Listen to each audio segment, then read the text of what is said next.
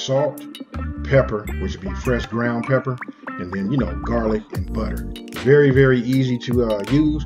So what I did was I just started seasoning. That was kosher salt, by the way.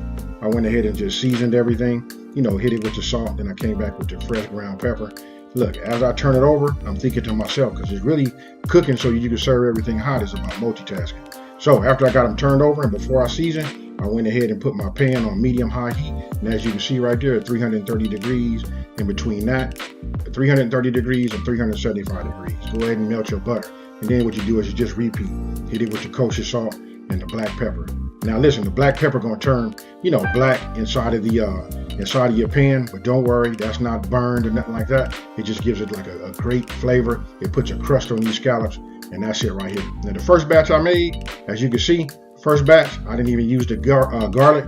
You know what? I wanted to make a batch by themselves. You can do it this way also. These are like super good. And then if you would like, I like mine to have a lot of butter in there. It just helps it, with the caramelization with the scallops and that black pepper. Man, there's something about that just turns them like a nice sweet. I can't explain it. If you had them, you know exactly what I'm talking about. Then you know what? I just set these out here. This was batch number 1.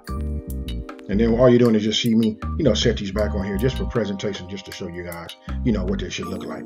You can see the color and all of that. Now, with that same butter and that same seasoned butter, I went ahead and added that garlic to it, that minced garlic, and just stirred it around and got it nice and hot. You know what? And then you go ahead and just repeat. You want to put them inside of your skillet. That's enough butter in there. You know what I mean? And we just gonna cook them. Now listen, we gonna cook the 1.5 to 2.5 minutes on each side. And as you can see it's starting to form that crust from that fresh ground pepper. That right there is what we're looking for. Then right here off to the side, you see I just cut some lemon wedges. Now you can do this 2 ways. You can go ahead and squeeze yours over the top as they're cooking, or you can just, put them on a plate and then splash them. You can do it any kind of way you like. There is no wrong way, so just go ahead, add them like that, set them off to the side, and there you have it.